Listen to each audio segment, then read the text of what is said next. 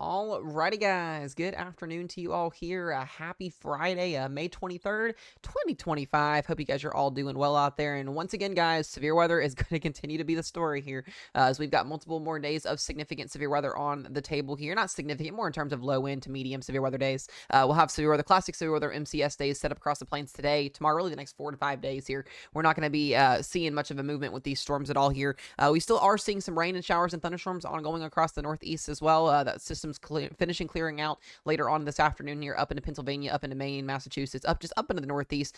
We also had some reports and some snowflakes earlier this morning. Temperatures are definitely a lot cooler up there. We're going to start to talk about that temperature change as well here. We are going to see a very, very big below average temperature trend for the mid-Atlantic, the eastern half of the United States here, and a much warmer average trend over here in the west here. And when you get clashes of air masses in between here, you're going to get some severe weather. These MCS days, these mesoscale convective scale days, basically lines of thunderstorms that come through, produce damaging wind, hail, and then they can occasionally produce some tornadoes day here. It's all just depends on how mesoscale features determine over the next couple of days here. If you guys can't see our risk zone on the screen for today, we do get a marginal and a slight risk here. I'll get into that here in a second, and a marginal down into portions of Louisiana and Mississippi and down into Florida here. We'll talk about that in a second as well. I do want to mention to you guys as well, if you have not checked out the full documentary video that Connor, me, and Doug Hetty had made, meteorologist Doug Hetty, their 23-year vet meteorologist, chief meteorologist in Joplin, Missouri. Go check that out. It is on his page as well as his full video is in his bio. I'm not able to upload it since he was the one that made the video, so make sure y'all go check that out. All three of us are in that video. Just a really, really good piece of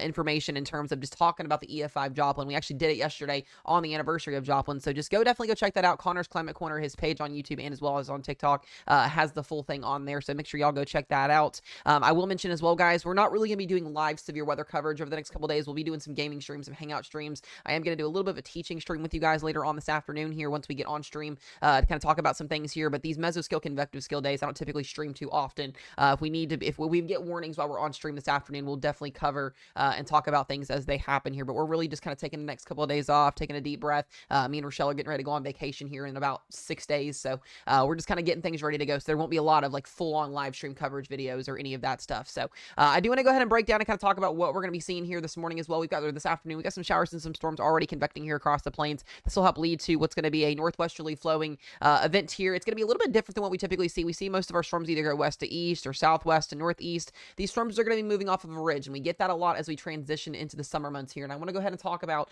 what we're going to be seeing here with the Storm Prediction Center outlook here over the next couple of days. And like I said today, marginal and slight risk here across the plains, marginal risk down in the New Orleans, Louisiana area here, going into western Mississippi and then back even down into Florida. We've also got the threat here for a 2% and 5% tornado risk. The Storm Prediction Center upgrading western portions of Nebraska and eastern portions of Colorado. This is where we typically start to see that active tornado season get going off the Rockies here, right off the Rockies, going into the summer months here. We typically see this a lot. We covered this a lot last year as well. We get these, like I said, mesoscale convective scale days where we can get just lines of storms that develop here, and they can produce tornado risks. They can produce hail. They can produce wind. More times not, they produce wind and hail. We do have a 15% hatch wind risk for today. Back down here just outside of Oklahoma City, Tulsa, Woodward. This is going to be for damaging winds up to 70 plus miles per hour later on this evening here. We've also got a 15 and a 5% risk zone outside of that for winds up to 60 to 70. Hail sitting at 15 and 5 with hatched regions as well. In those hatched regions down from western portions of Nebraska, Kansas, eastern Colorado here into Texas, we could see hail exceed 2+ inches in diameter. Outside of that 1 to 2 inch diameter hail, and then we do have a 5 and a 2% tornado risk within a 25-mile radius of a given location.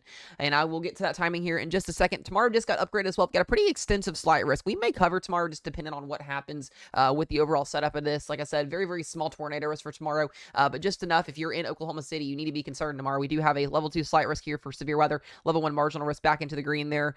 We do now have 2 areas of concern for tornadoes tomorrow. We did get an upgraded 5% tornado risk for the OKC metro area tomorrow. This isn't time to panic. This isn't time to freak out. Just be on alert tomorrow. Have a way to get alerts on your phones, warnings, NOAA weather radios, all that stuff set up. We've got 2% tornado risk back into Pueblo and Denver, Colorado, and then a 2 and a 5% tornado risk that extends from East Texas into Oklahoma, down through southern Kansas, southwestern portions of Missouri, into Joplin, into central Arkansas, western and central Mississippi, and western Alabama there. So we're going to have to watch out for this tomorrow. I'll get more details on this as today progresses. We've also got a damaging wind threat as well at 15 and 5% for winds up to 60 to 70 miles per hour, and that hatched hail threat as expected here. We've got the threat for 2-inch plus diameter hail pretty much for the whole state of Oklahoma and northern portions of Texas. 5% outside of that there for 1 to 2-inch diameter hail. So like I said, we'll talk more about what those are going to look like here. The models are still a little bit back and forth on what's going to happen both of these days here. And then we get to the day 3, and as I expected, continuing to see an upgraded severe weather risk here. Another level 2 slight risk for your Sunday.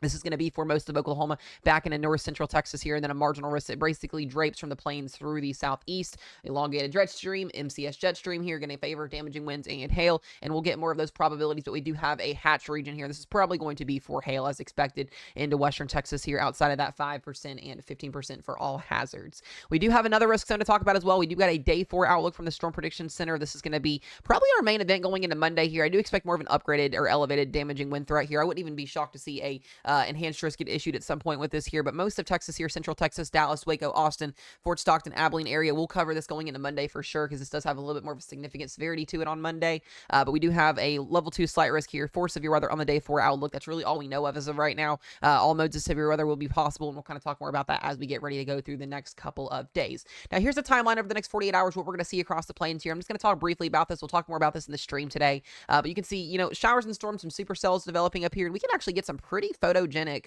tornadoes up here in that little 5% and 2% here. Typically, when we see these system setups that come off the Rockies like this, you get some pretty photogenic tornadoes. So that's going to be something out there for the chasers that are chasing. That'll be pretty interesting to watch here. We'll clearly be kind of keeping our eyes on it to kind of see what happens with this as well. But definitely just, your typical Central Plains severe weather events that happen through the end of month of May, going into the month of June. And we're going to see as we go through the evening here, not a lot showing up. And, this is something the models have been struggling with a little bit, is convection. But if any storms can initiate in this environment, especially after midnight tonight, we could see all modes of severe weather definitely possible, with the damaging wind and hail threat being more of a priority, and that, tornado risk being a little bit slimmer there. But as we go through tomorrow, even tomorrow looking a little bit more messier, just lots of convection all over the board here, with a lot of that northwesterly flow over top of our ridge here.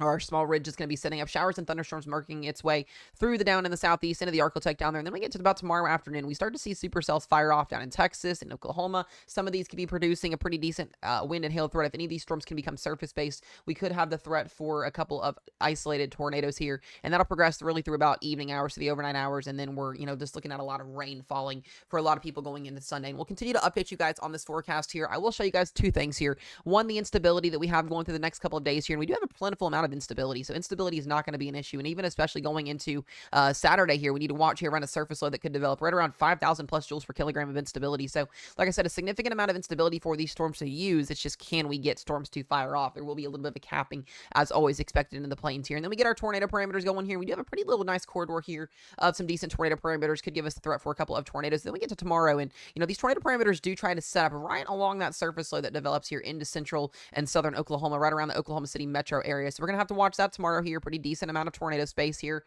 Could even rule out maybe even a strong tornado if storms can become surface based with the environment that it'll be in. So we'll keep you guys updated on that here. Now I do want to talk about our jet stream and kind of what we're seeing. We talked about this yesterday. We do have a ridge down here that's developing in the southern plains here. You've got a northwesterly flow over top of that ridge here. This promotes days and days and days of severe weather, and we're really going to see this pattern really persist through about Monday to Tuesday before this main troughing starts to weaken, and we get more of a troughing that comes down out of Canada. What this is basically going to do, this little blob up here going into late next week, is it's going to set up what's going to be cooler air. If you're waking up in the morning across the southeast into the mid-Atlantic, into the Ohio Valley, the northeast, you're like, it's in the 40s, it's in the 50s, it's cool. That's because we have troughing that's setting up. That's going to allow for colder air to be in place over the next couple of days here, really in the next week or two. And what that's going to do is it's going to sit over the most of the central plains in the southeast. And as we go towards the end of May here and into the first weekend of June, we're going to continue to see northwesterly flow, and that promotes cold air. Not cold air in terms of 30s and 40s, but it will promote 50s, 60s, and some 70s.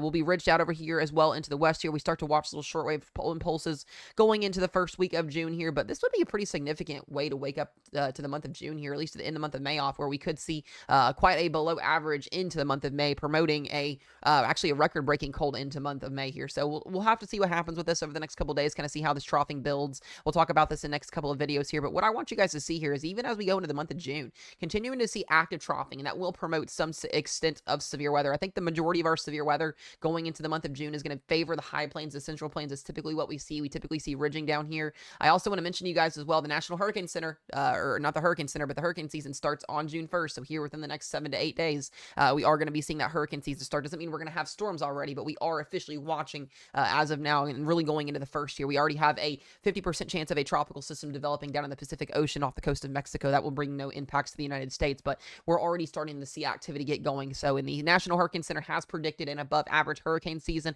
quite like last year. Water temps in the Gulf are actually warmer than last year slightly. I know that's crazy that I say that, but they are. And then we've also got over in the mid-Atlantic right now, water temperatures are a little bit cooler. So could that promote less of a longevity of a hurricane season? We're just going to have to watch how things kind of play out. We're definitely in a neutral Enzo cycle, which does favor kind of that 50-50 shot at above average, below average season. So we'll see what happens. That also favors continuing to see severe weather as we go through the Central Plains, as we go through the end of May here, into the month of June, and into the month of July. So just kind of a lot of things to figure out over the next couple of days in terms of what we're going to see hurricane season wise, severe weather wise, and we'll kind of go into more of that as we get closer to time here. So that's what I've got for you guys today. We'll have a live stream here in just a little bit. I do appreciate y'all for watching. Be out there. If you are out in these storms today in the next couple of days, be safe, be weather aware, guys. Make sure y'all do follow Connor's Climate Corner. When me and Rochelle go on vacation, he'll be the one posting videos and doing updates so you guys can keep up with him until we get back. But other than that, be safe, be weather aware, and we'll see you on the next one.